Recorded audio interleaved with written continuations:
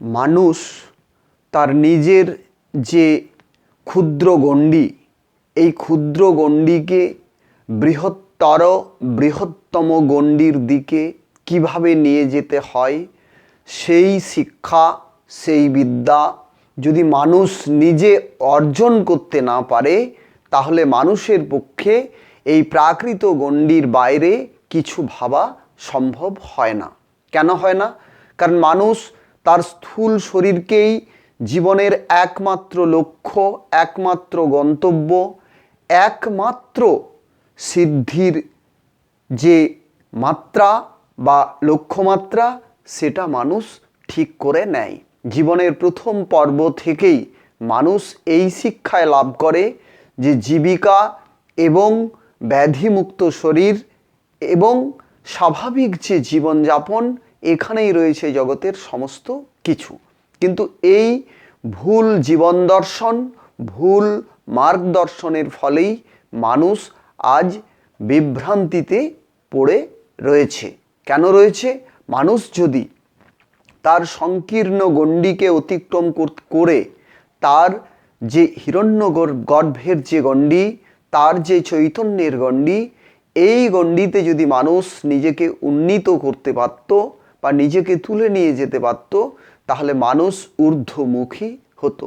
মানুষের এই ঊর্ধ্বগতি মানুষ লাভ করতে পারছে না, কারণ বিশ্ব কাঠামো, রাষ্ট্রীয় কাঠামো, সামাজিক কাঠামো সমস্ত ক্ষেত্রেই রয়েছে এই জীবিকা নির্ভর শিক্ষা, জীবন নির্ভর শিক্ষা নয়।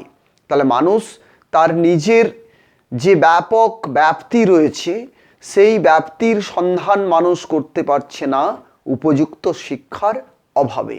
মানুষ যদি তার এই শিক্ষা লাভ করতে পারত, তাহলে মানুষ পরম শান্তি, পরম মুক্তি এবং পরম স্বস্তি সে লাভ করতে পারত। কেন করতে পারছে না? তার কারণ হচ্ছে এই সুশিক্ষার অভাব।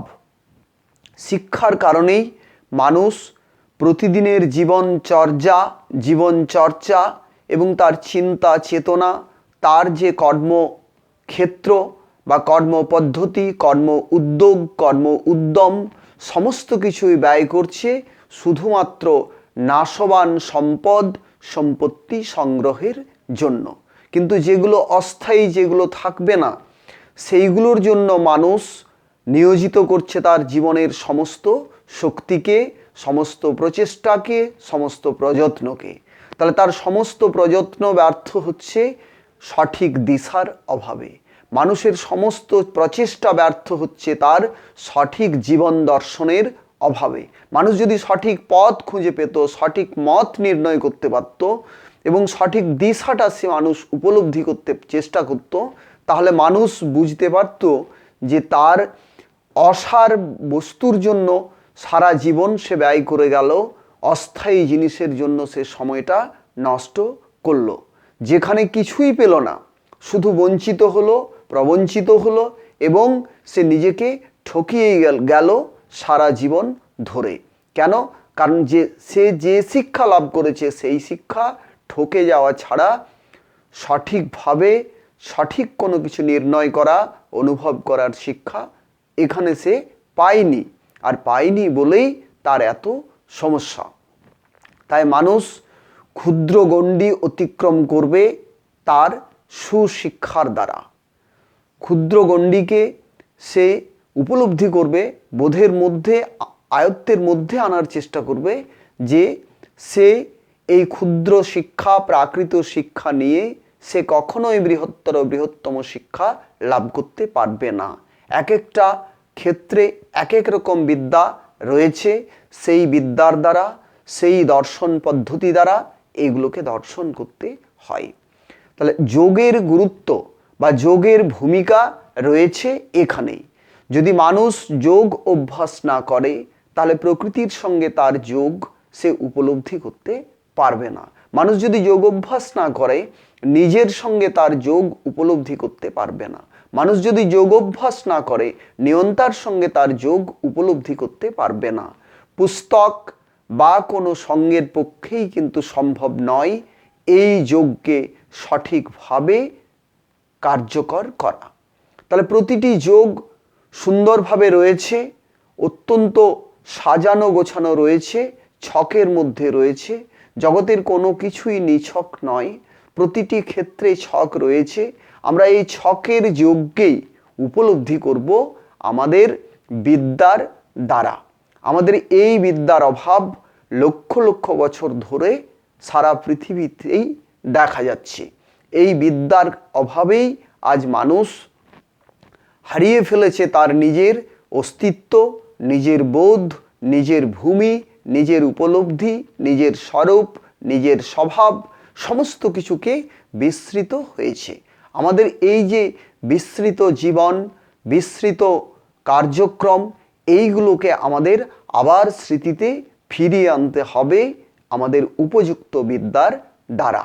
আমরা যদি এই যোগাভ্যাস নিয়মিত করে চলি, তাহলে আমরা আমাদের যে পরীক্ষা পদ্ধতি, যে সঠিকভাবে ঈশ্বর দর্শন, আত্মদর্শন, প্রাকৃত দর্শন, এই ত্রিদর্শনের জন্য আমাদের যে ত্রিনেত্র রয়েছে, এগুলোর প্রয়োগ আমরা সঠিকভাবে করতে পারবো। আমরা যদি যোগাভ্যাস না করি, আমাদের পক্ষে কখনোই আত্মদর্শন সম্ভব নয়, আমাদের পক্ষে কখনোই ঈশ্বর দর্শন সম্ভব নয়। তাহলে আমরা এই শব্দগুলো শুধুমাত্র শুনে আমরা সন্তুষ্ট যদি থাকি, তাহলে আমরা নিজেদেরকে ঠকাচ্ছি, নিজেদেরকে বঞ্চিত করছি। এগুলোকে পরীক্ষা করতে হবে, নিজের চোখে দেখতে হবে, নিজের চোখে উপলব্ধি করতে হবে, নিজের বোধের মধ্যে আনতে হবে। তখনই আমরা বুঝব যে সমস্ত শব্দের এক প্রামাণ্য ভূমি রয়েছে, সেই শব্দের সত্যতা যাচাইয়ের পদ্ধতিও রয়েছে, সেটা মানুষের মস্তিষ্কেই রয়েছে। তাহলে যখনই আমরা এই উপলব্ধির মধ্যে যাওয়ার চেষ্টা করব, তখনই আমরা উপরের বোধ লাভ করব। সেই ঊর্ধ্বগতি, সেই ঊর্ধ্বগমন আমাদের প্রত্যেকের পরম কাম্য। কিন্তু আমরা আমাদের ঊর্ধ্বগতির পরিবর্তে প্রতিদিন, প্রতিনিয়ত, প্রতি মুহূর্তে আমরা নিম্নগামী হচ্ছি। নিম্নগামী হওয়ার কারণ হচ্ছে, যে শিক্ষা আমাদেরকে ঊর্ধ্বগামী করবে সেই শিক্ষা আমাদের কাছে নেই, সেই শিক্ষায় আমরা শিক্ষিত হতে পারিনি। তাই আমাদের ঊর্ধ্বগতি, ঊর্ধ্বগমন সম্পর্কে কোনো ধারণা নেই।